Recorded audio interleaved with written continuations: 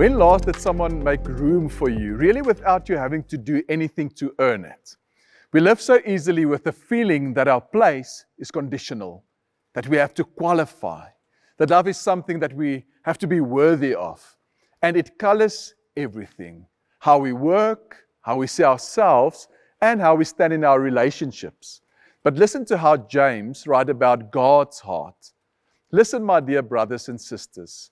Has God not chosen those who are poor in the eyes of the world to be rich in faith and to inherit the kingdom He promised those who love Him?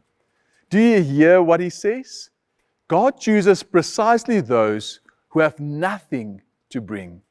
Nothing not because poverty is holy in itself or that there's anything romantic about hardship, but because the one with empty hands knows something the rest of us so easily forget, that we have nothing to buy our way in, that grace is not earned, that it's a gift only to be received.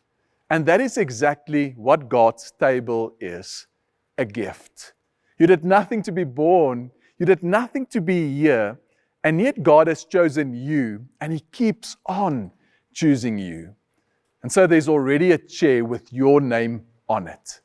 And we see it most clearly in Jesus.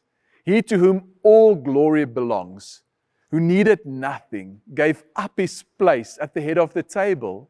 He was born in a manger. He came and He ate with the outcast. And then He was crucified so that there could be a place for you and me.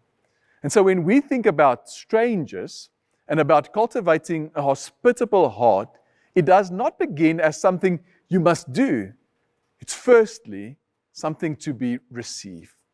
Before you ever make room for anyone else, you must first go and sit down yourself with empty hands, just as you are. So in your time of prayer today, can I invite you to go and sit for a few moments with your hands open on your lap, literally open, like someone waiting for a gift.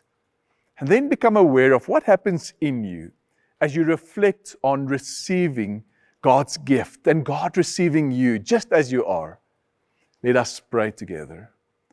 Lord, thank You that You make room for us, that at Your table we are always welcome, that we do not first have to fix ourselves or earn our place at Your table.